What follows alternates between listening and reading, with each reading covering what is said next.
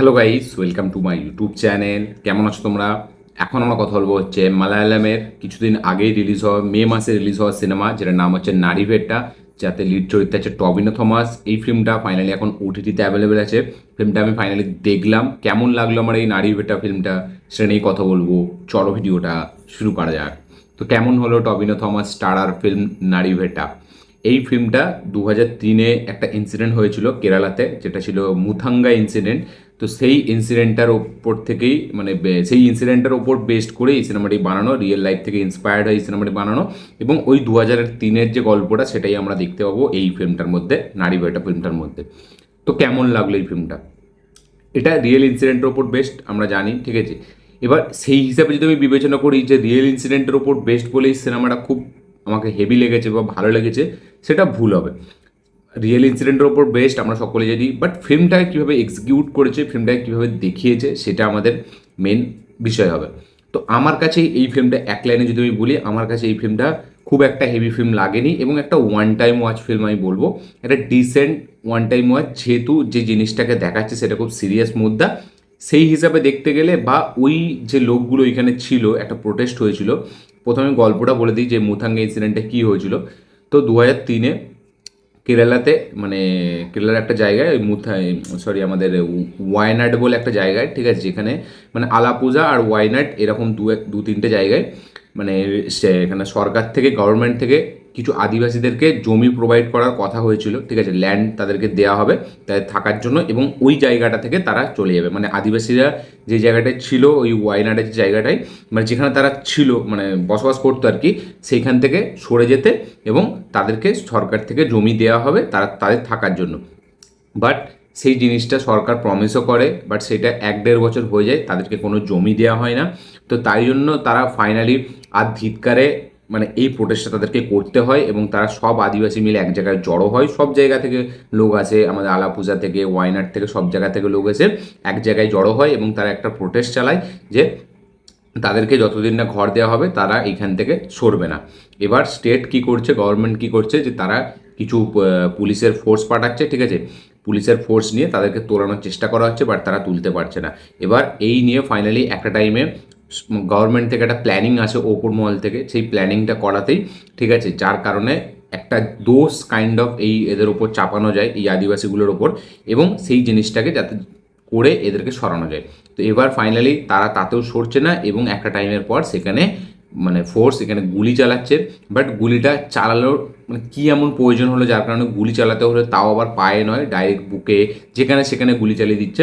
তো এই যে জিনিসটা, এটাই হয়েছিল 2003-এ মুথাঙ্গা ইনসিডেন্ট, যাতে অনেকগুলো লোক মারা গিয়েছিল যারা প্রোটেস্ট করছিল, এবং তাদেরকে মানে গুলি চালিয়ে মেরে দেওয়া হয়েছিল। এমন নয় যে জাস্ট ধরেছিল বা তারা সুইসাইড করে নিয়েছে, এরকম না, তাদেরকে গুলি চালিয়ে মেরে দেওয়া হয়েছে, এবং কোনো বিনা পারমিশনে, মানে জাস্ট ওপর মহল থেকে একটা এসেছিলো যে যাই হোক করে জায়গাটা খালি করতে হবে, তাই জন্য তারা এই পদক্ষেপটা নেয়, এবং যার কারণে সেই জিনিসটা একটা ভাইরাল হয়। এবং ওই যারা পুলিশ ফোর্স ছিল, ওদের মধ্যেই একজন অফিসার ছিল যেই ব্যাপারটার খোলাসাটা করে, যেই ব্যাপারটাকে সামনে নিয়ে আসে, যে অ্যাকচুয়ালিতে এই আদিবাসীগুলোর দোষ কোনো ছিল না, তাদেরকে বেওয়াজা মারা হয়েছে, এবং তাদের যে প্রোটেস্ট ছিল সেটা ভ্যালিড ছিল।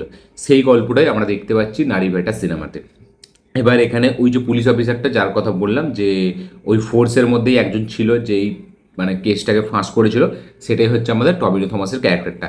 টবিনো থমাস সে এবার ফিল্মের গল্পটা আমি বলছি এবারে। টবিনো থমাস সে মানে সে খুবই, তাদের বাড়ির অবস্থা খারাপ, তার মা সেলাইয়ের কাজ করে। এবার সে কোনোভাবে চাকরি করতে যায় না, তার মনের মতো না চাকরি পেলে সে করবে না। তো ফাইনালি একদিন সে কনস্টেবলের মানে এক্সাম দিয়ে আসে, এবং একদিন তার জবটা লেগেও যায়। সে না চাইলেও তাকে যেতে হয় তার বাড়ির পরিস্থিতি অনুযায়ী, এবং তার একটা গার্লফ্রেন্ড আছে, তার বিয়ে হয়ে যাবে, সেই সব দিক মাথায় রেখে সেই চাকরিটা করতে চাই। এবং এই চাকরিটা করতে গিয়েই সে মানে ওই জায়গায় গিয়ে পৌঁছে যায় যেখানে এই প্রোটেস্ট চলছিল, এবং তারা সেখানে গিয়ে এই পুলিশ ফোর্স তারা ঠাঁই নেয়। এবার এই টবিনো থমাসের ক্যারেক্টারটার সাথে মানে এই আদিবাসীদের যে সম্পর্কটা, সেটাই আমরা থ্রু আউট ফিল্মে দেখতে পাচ্ছি। এবার একটা অনেস্ট অফিসার, একটা অনেস্ট কনস্টেবল, সে প্রথমে এক ছিল এবং সে কীভাবে ট্রান্সফর্ম হচ্ছে সেই ট্রান্সফর্মটা আমরা এই ফিল্মের মধ্যে দেখতে পাচ্ছি। এবং সে হয়তো জানেই না যে কী প্ল্যানিং চলছে, কী সব চলছে, মানে এর ভিতরে কী পলিটিক্স আছে, সেই পলিটিক্সের মধ্যে গিয়ে সে ফেসে গেছে। একটা টাইমের পর তার রিয়েলাইজ হচ্ছে, সেটা সে রিয়েলাইজ করছে। এবং যে একটা টাইমের অবধি এই আদিবাসীদেরকে দেখতে পাচ্ছিল না, সে কীভাবে এবার এই আদিবাসীদের জন্য হয়ে লড়বে। কাইন্ড অফ কেসারি 2 এর কথা মনে পড়বে এই সিনেমাটিতে। এবং একদম ফিল্মটা যখন ওই প্রোটেস্টের পোর্শনটা আছে, সেখানে আপনার ভেট্রিমানের রিসেন্টলি রিলিজ হওয়া সিনেমা বিদ্যুতালয় পার্ট 1 এবং পার্ট 2 এর কথা মনে পড়বে। হ্যাঁ, বিদ্যুতালয় পার্ট 1 পার্ট 2 মানে ওই যে মাওয়েস্ট গ্রুপের যে ব্যাপারটা, সেটা নক্সালাইটস তাদেরকে পুরোভাবে দেখিয়েছিল, তাদের পয়েন্ট অফ ভিউ থেকে আমাদের সিনেমাটা দেখিয়েছিল।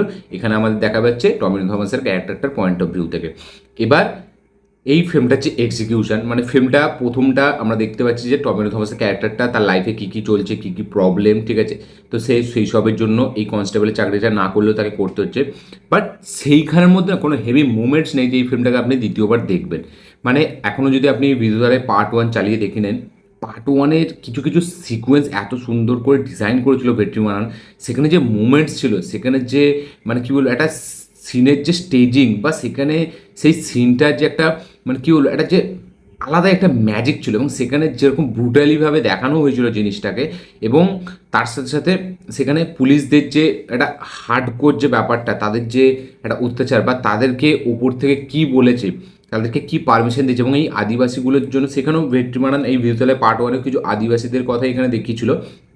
এবং তাদের সাথে কীভাবে অত্যাচারটা করা হয়, তাদেরকে কীভাবে পুলিশ তাদের সাথে ব্যবহার করে, সেই জিনিসগুলোকে যেভাবে স্টেজ করে দেখিয়েছিল, সেরকম কোনো সিকোয়েন্স আপনি এখানে দেখতে পাবেন না। এবং এখানে না কোথাও এমন কোনো সিকোয়েন্স নেই যেগুলো আপনাকে বিশালভাবে হিট করবে। হ্যাঁ, ক্লাইম্যাক্সটা ডেফিনেটলি আপনাকে হিট করবে, বাট ক্লাইম্যাক্স আস্তে আস্তে না আপনি গল্প লেভেলে পুরো আপনি বুঝতে পেরে যাবেন যে অ্যাকচুয়ালিতে কী হতে চলেছে এই ফিল্মটায়, এবং কী স্ক্রিন প্লেটা কী লেভেলে এগোবে। একটা টাইমের খুব প্রেডিক্টেবল হয়ে যায় স্ক্রিন প্লেটা। এবং যারা একটু সিনেমা দেখে, যারা একটু বেশি সিনেমা দেখে, ঠিক আছে, তাদের কাছে কিন্তু স্ক্রিন প্লেটা খুব ইজি হয়ে যায় এবং তারা কিন্তু খুব সহজেই গল্পর মেন মুদ্রাটা তারা কিন্তু ধরে ফেলবে। এবং যার কারণে এইখানে এই ফিল্মটা দেখার সময় ভেট্রিমারানের বিদ্যুতালয় পার্ট 1-এর কথা মনে পড়ছিল। এবং এইখানে এই যে পুলিশের যে কনস্পিরেসিটা বা এখানে যে কমপ্লেক্সিটিসগুলো দেখাচ্ছে, মানে সেইগুলো না আপনার কোথাও গিয়ে সেই লেভেলে আপনার মানে হিট করবে না আপনাকে, বা সেই লেভেলে আপনি ওইটার মধ্যে ঢুকবেন না যে এখানে এইরকম হচ্ছে, এই আদিবাসীগুলোর সাথে এইভাবে ব্যবহার করা হচ্ছে। ফিল্মটাকে না খুব সিম্পল রাখা হয়েছে, খুব নর্মাল রাখা হয়েছে। সেরকম কোনো হার্ড হিটিং সিন বা সেরকম কোনো হেভি যে কিছু কনস্পিরেসির মধ্যে দিয়ে যাচ্ছে টবিনো থমাসের ক্যারেক্টারটা, সে আস্তে আস্তে সব কিছু একটার পর একটা খুলছে তার যেরকম আমরা ভিউতলে পার্ট 1-এ দেখেছিলাম, বা তার সাথে এই আদিবাসী লোকের যে বন্ডিং বা তাদের সাথে যেরকমই, সেটা খারাপ বন্ডিং হোক বা সেটা ভালো বন্ডিং হোক, তো একটা সময় টবিনো থমাসের পারফরমেন্স দেখে এটা মনে হয় যে তার ক্যারেক্টারটা কেন এরকম করছে, তার ক্যারেক্টারটা হয়তো কিছুই জানে না এখন। এবং তার ক্যারেক্টারটা একটা সময় আপনার দেখলে রাগ হবে, সে যেরকম মানে আদিবাসী লোকেদের সাথে বা অন্য যে কোনো আম পাবলিকের সাথে সে যে ব্যবহারটা করে, সেটা টবিনো থমাসের পারফরমেন্সের জন্য খুব ভালো লাগে। সে সেখানে দারুণ পারফরমেন্স দিয়েছে এবং সেটা কিন্তু জেনুইনলি সত্যি রাগ ধরায়। মানে সেটা আপনি অ্যাজ এ অডিয়েন্স রাগ ধরে যাবে আপনার যে এ কিছুই জানে না, এরকম করছে। বাট এখানে যদি আমি ডিরেক্টরের কথা বলি, তো ডিরেকশনের মধ্যে সেরকম কোনো আমি হেভি কিছু মুভমেন্টস বা হেভি কিছু সিকোয়েন্স আমি দেখতে পেলাম না, যেগুলো হেভিভাবে ডিজাইন করা, যেগুলোর মধ্যে ব্যাপক কিছু থ্রিল আছে, যেগুলোর মধ্যে ব্যাপক কিছু মিস্টিরিয়াস ব্যাপার আছে, বা এখানে পলিটিক্সটাকে যেভাবে দেখিয়েছে আমরা তো বুঝতে পারছি যে, এবং যেহেতু আমরা এই ল্যান্ড মানে কী বলবো প্রোভাইড নিয়ে অনেক সিনেমা দেখেছি যে সরকার স্টেট ভার্সেস এরকম সাধারণ মানুষ, তো সেই কারণে আমাদের এটা পুরোপুরি মানে আমরা জানি। আমি আরেকটা কি ফিল্ম দেখেছিলাম যার মধ্যে এরকম একটা কাইন্ড অফ একটা গল্প ছিল, কেরালা স্টোরি মেবি হয় না, কেরালা স্টোরি বলছি, ওই আমাদের এরই এক আদা শর্মারই একটা ফিল্ম এসেছিলো কিছুদিন আগে। তো ওই ফিল্মটাতেও এইরকম কাইন্ড অফ গল্প ছিল, এরকম ফিল্ম অনেক দেখেছি, ঠিক আছে। বাট এই ফিল্মটা না খুব সিম্পল, খুব এখানে কোনো হেভি ভায়োলেন্স নেই, এবং যেহেতু যেটা ঘটেছিল সেটাই দেখাবে অবশ্যই। বাট আমার মনে হয় আর একটু ফিকশনালাইজ করে ব্যাপারটাকে আরও একটু মানে ক্রিস্পি বানালে আমার মনে হয় আরও বেটার হতো, একটু স্পাইসি বানানো যেত ফিল্মটাকে, হয়তো অডিয়েন্স দেখে আরও বেশি মানে কী বলবো এই ক্যারেক্টারগুলোর জন্য তারা মানে এই ক্যারেক্টারগুলোর সাথে তারা কানেক্ট করতে পারতো, বা এই ঘটনাটাকে আরও তারা সিরিয়াসভাবে নিত। কারণ ফিল্মটা না সিরিয়াসনেসটা সেই লেভেল আমার মনে হলো না। মানে ক্লাইম্যাক্সে যেটা আমরা দেখতে পাচ্ছি আমরা জানি যে এরকমই হবে, এবং এই ফিল্মটা দেখার সময় একটা জয় ভীম কথা মনে পড়বে, ঠিক আছে, জয় ভীমের যে পুলিশ অফিসারের যে ব্যাপারটা, সেই ব্যাপারটা কিন্তু এখানেও মনে পড়বে। তো অনেকগুলো সিনেমার কথা মনে পড়বে এই সিনেমাটি দেখার সময়, এবং পুলিশদের যে অত্যাচার, এবং এখানে কিন্তু পুলিশদের অত্যাচারটা সেই লেভেলে দেখাতে পারেনি যে লেভেলে ভেট্রিমারান বিরুতলায় পার্ট 1 দেখিয়েছে, বা যেই লেভেলে আমাদের জয় ভীমের ডিরেক্টর আমাদের টিজে ক্যানোয়াল যেভাবে দেখিয়েছে সেরকম কিন্তু দেখাতে পারেনি। তো সব দিক থেকে আমার এই ফিল্মটা মানে একটা ওয়ান টাইম একটা ডিসেন্ট, মানে নর্মাল একটা এক্সিকিউশনের সাথে আসা একটা সিম্পল স্টেজিং সিকোয়েন্স এরকম আমার মনে হয়। খুব একটা সিনগুলো যেভাবে স্টেজ করে তার মধ্যে কোনো একটা সেরকম মজা নেই। টবিনো থমাস নিজের জায়গায় তার পারফরমেন্স হেভি দিয়েছে। সে মানে কী বলবো, যেরকম একটা অনেস্ট অফিসের যে একটা রাগী লোক, ঠিক আছে, হঠাৎ করে কীভাবে চেঞ্জ হচ্ছে, এবং একটা খুব সাধারণ মানে কী বলবো একটা নর্মাল চিন্তাভাবনার মানুষ, ঠিক আছে, যে কিনা এতটা কনস্পিরেসিতে কোনোদিন পড়েনি, আর সাদাসিধে একটা ছেলে যে খালি নিজের মানে মাকে খুশি করার জন্য বা নিজের গার্লফ্রেন্ডকে নিজের কাছে পাওয়ার জন্য চাকরিটা করছে। তো সে অ্যাজ এ একটা কনস্টেবল, সে যেই জায়গাটায় যেরকম মানে যেরকম মানে কি হ্যান্ডেল করা দরকার সে সেটা হ্যান্ডেল করতে পারছে না। সে চাইছে যেন সব কিছু তার মতো হয়, বাট সেটা হচ্ছে না। তো সেই জায়গা থেকে সে যখন ট্রান্সফর্ম হচ্ছে, সে যখন বুঝতে পারছে তার কোনো কাছের লোককে কীভাবে কনস্পিরেসি করে মারা হয়েছে, তো সেইখানে তার যে ট্রান্সফরমেশন সেটা আপনি অ্যাজ এ অডিয়েন্স বুঝতে পেরে যাচ্ছেন আগে দিয়ে। তাই জন্য আপনি জানেন যে এরকমই কিছু একটা হয়েছে, কারণ আমরা প্রচুর ফিল্মে এরকম দেখেছি, যার কারণে সেই মানে ক্যারেক্টারটা যখন পারফরমেন্সটা দিচ্ছেন আপনার সেই লেভেলে আপনি সেই মজাটা পাচ্ছেন না। বাট যদি অ্যাজ এ পারফর্মার আমি দেখি, তাহলে কিন্তু টবিনো থমাস যখন এই ব্যাপারটা জানছে, তার মধ্যে যে চেঞ্জটা আসছে বা সে যেরকম পয়েন্ট অফ ভিউ দেখছে, সেটা কিন্তু ইটসেলফ খুব ভালো একটা পারফরমেন্স। এবং পারফরমেন্স অনুযায়ী আমার ফিল্মটা ভালো লেগেছে। শুধু টবিনো থমাসের বাকি আরেকটা এখানে ক্যারেক্টার আছে যে আদিবাসীদের মধ্যে থাকবে, তার যেরকম পারফরমেন্স সেটা বেশ ভালো লেগেছে। ওভারঅল পুলিশদের সেরকম অ্যান্টাগনিস্ট যে তারও যে খুব একটা হেভি পারফরমেন্স আমার মনে হলো বিরুতলায় পার্ট 1 মতো, সেরকম ক্যারেক্টার এখানে আমি দেখতে পাইনি। মিউজিক খুব সলিড, খুব সুন্দর। জেক্স বিজয় এখানে দুর্দান্ত কাম করেছে, এবং জেক্স বিজয় দিনকে দিন ব্যাপক ব্যাপক মিউজিক ডেলিভার করছে, এবং ফিল্মটা যে মানে অ্যাটমসফিয়ারটা আপনাকে দেখায় সেই হিসাবে যেরকম মিউজিক সেটা সলিড, এবং through out screen play, through out movie জুড়ে যেরকম মিউজিক চেঞ্জ হতে থাকে, যেরকম নতুন নতুন মিউজিক আসে, বা মানে অ্যাকশনের সময় যেরকম মিউজিক, ঠিক আছে, স্লো মোশন শটে যেরকম মিউজিক, সব রকম শটে এখানে আলাদা আলাদা মিউজিক দিয়েছে জেক্স বিজয়, এবং তার কাজ কিন্তু এখানে দুর্দান্ত। আমার জেক্স বিজয় কি হেভি লেগেছে, মিউজিকের কাজ এখানে অসাম। বাট গানগুলো তো হিন্দি ড্যাবিংয়ে আমার ভালো লাগবে না, বাট মিউজিক ব্যাকগ্রাউন্ড স্কোরের কাজ এখানে দুর্দান্ত। প্রত্যেকটা সিনে মিউজিকের কাজ হেভি, এবং সিনগুলোকে খুব একটা হেভিভাবে স্টেজ করা হয়নি আমার মনে হয়নি। বাট যেহেতু এটা রিয়েল ইনসিডেন্টের ওপর বেস্ট, এই গল্পটা দেখানোটা দরকার ছিল। আমার মনে হয় যে একটা ফিল্মের থেকেও বড় কথা সেই ঘটনাটাকে তুলে ধরেছে, এবং সেটা টবিনো থমাস করতে রাজি হয়েছে, কারণ সে জানে যে এইরকম ফিল্ম হয়তো নাও চলতে পারে।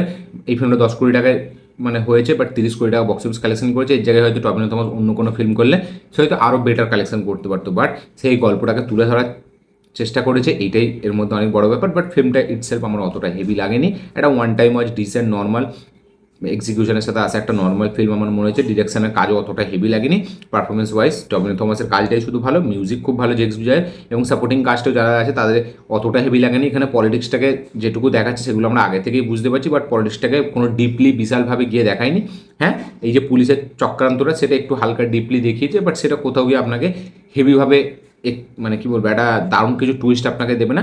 যারা একদম ফ্রেশ অডিয়েন্স তাদেরকে ভালো লাগবে, যারা একটু সিনেমা আলোচনা করে বা দেখে তাদের কাছে এটা খুব নর্মাল মনে হবে।